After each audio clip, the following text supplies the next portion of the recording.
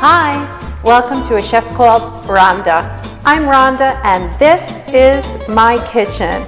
And today I'm going to show you how to make a Neapolitan frittata with onions and cheese. The Neapolitan frittata recipe is one of my all-time favorites.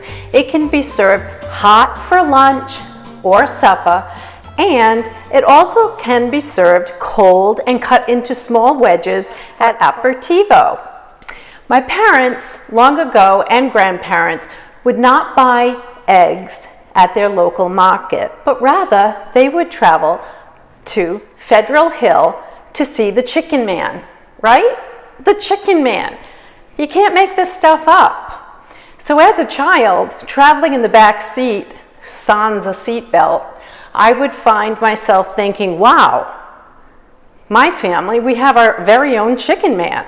What is a chicken man? Well, the frittata is sometimes called the Italian version of an omelette, hence eggs. Henceforth, the chicken man.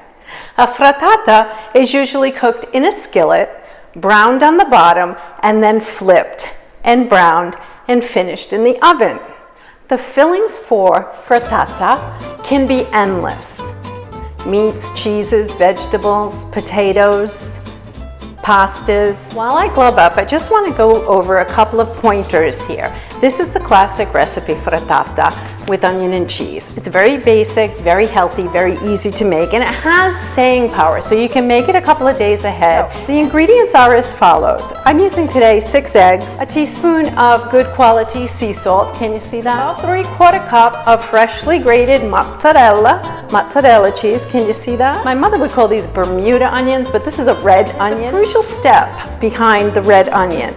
The red onion takes front and center, and we'll get to that in a moment. I'm also working with about 1.5 teaspoons of good quality Italian seasoning, and of course, a good quality olive oil will get us started. The tools needed for today's recipe, I'm bypassing grandmother's tip. Grandmother would always whisk her eggs in a stainless steel bowl.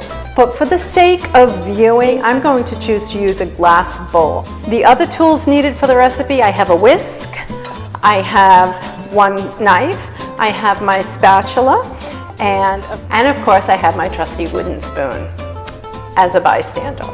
At this moment, I'd like to take a moment and say hi to all my subscribers. I hope everyone's doing well. Happy New Year yet again. If you haven't subscribed to a chef called Rhonda, please, would you consider subscribing to a chef called Rhonda? It's always fun, always healthy, and always delicious. I'm using a pie plate. Can you see that? And the way I've prepared the pie plate, I basically put a tad of olive oil at the base, and then I dusted it with your ordinary all-purpose flour. By doing so, the frittata will be easily removed from the dish. Cook your red onion or Bermuda onion first and foremost. So what I've done, cut our onion and I sliced it very, very thin, lengthwise, and I put it in a skillet on top of the stove on a low-medium heat with a dollop of olive oil, and I let the onions render down. The red onion came down to about 1 cup of pan-seared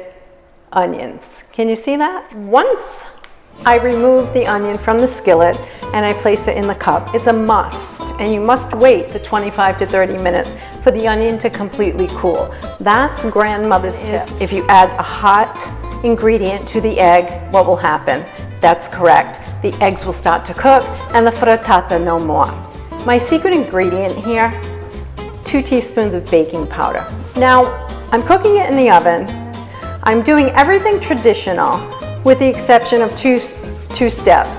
I'm not cooking it and flipping it on top of the stove in a skillet first and foremost prior to the oven. And I'm adding baking powder to our ingredients to help lift the frittata. Cracking. Start with our eggs. 1, 2, 3, 4, 5. That's number 5 is cinque. And number 6, 6. 1, 2, 3, 4, 5, 6. 6 eggs. 1, 2, 3, 4, 5, 6.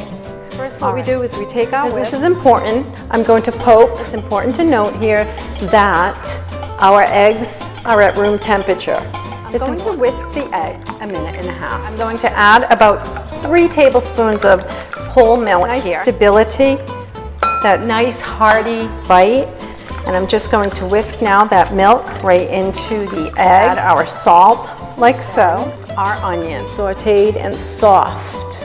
Add those onions now right into to whisk ever so gently. Use red onion, it's just got that nice sweetness to it. About a half teaspoon of good quality Italian seasoning. We did speak about the endless possibilities. And at this time, I do have grape tomatoes or cherry tomatoes here on the cutting board, and I'm on the fence whether I want to add those. And toward this end, since we don't have any meat, I'm just going to add maybe a half dozen of grape tomatoes right into my egg mixture like so. And what's going to happen is once all of this comes together and is placed in our 435-degree oven, and that's going to cook for about 14 to 15 minutes. You will identify the frittata as being close to done once you look in the oven, okay, and you see the lift taking shape. And the lift is precipitated by the baking powder. And just whisking all our ingredients together. Final ingredient, super easy, super healthy, super delicious, super easy to make, and long-lasting frittata, nestled between 2 pieces of either regular bread or fresh Italian bread. Oh, is second to none because you get the nice goodness, but you get the bite from the bread and the nice flavor from the frittata. And we say frittata, I know frittata is the true slang. I'm Neapolitan, so it's a frittata for us. Last ingredient we're going to add to the frittata is the mozzarella or mozzarella. This time I'm just whisking the mozzarella into the egg mixture. I'm going to add our 2 teaspoons of baking powder. A nice steady whisk. I don't want lumps. I want to whisk my baking powder right in. I choose to buy Rumford, R-U-M-F-O-R-D baking powder. And just slide all the ingredients right into our already prepared pie plate. So my tomatoes and my ingredients look evenly dispersed. I'm just using my spatula to incorporate the look, if you will.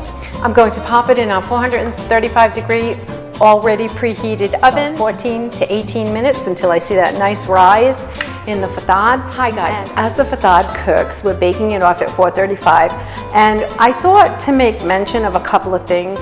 The secret to making a perfect frittata, so the eggs, the cheese, the meats, if you're adding meats, all of it, room temperature. Once you compile all your ingredients, the last ingredient is that baking powder. You need to whisk that baking powder fairly well. A minute. Okay guys, we're going to remove the frittata from the oven right now. The kitchen smells heavenly. You have that nice smell of that nice seasoning with that nice sauteed onion. Oh, it smells perfecto. Making me hungry. Let's go over to the oven and let's check it out. Oh, it's so pretty. Look at this. Can you see that? Can you see how it puffed out? Oh, grape tomatoes. Can you see that? They beveled in. Now that we removed it from the oven, I have an ordinary plate, something pretty, something delicate. Due to the fact that we prepared the pie plate and well, it should come out nice and easy. It will not break. It will be an uneventful task. I have a butter knife and a nice spatula in hand, and I'm going to take my butter knife and I'm going right around the edges, okay? And I'm just going to go right around the edge, okay? And you're going to get a little edge, and you can discard that. Once I've taken the butter knife and gone around the edge, I'm going in with my ordinary spatula, and I'm just going to loosen the frittata. And every time it pulls away, I'm going to go a little bit deeper in towards the center. Once I've loosened it, I'm just going to go back in with my spatula right onto the plate, like so. And there we are. You can see the classicness of the ingredients, how they rose, the spice rose to the top. You can identify the onions, the sauteed onion. Doesn't that look pretty? What I'm going to do is I'm going to cut a little wedge, and we're going to have a little taste test of our, and lift it right out. Woo! Can you see that? Let me bring it up close. You can see the tomato offering the nice moistness to the egg, as well as the onion lifted right up to the top, making a nice little appearance. And you can see the thickness, and right around, there it is. That's a frittata with onion and cheese. A little bite here. Oh my God. Oh my God, the sweet onion is the predominant flavor on your palate, coupled with the cheese, not overwhelmingly at all, and the nice little saltiness from that mozzarella and that tomato. It's heavenly. Well, I wanted to take a moment and say many thanks again for watching today's cooking show. It's always fun, always healthy, and always delicious. Until we meet again, bravo, arrivederci, ciao. Arrivederci, ciao, ciao, bye. I would find myself thinking, wow, this family has a chicken man. And what the heck is a chicken man? Well,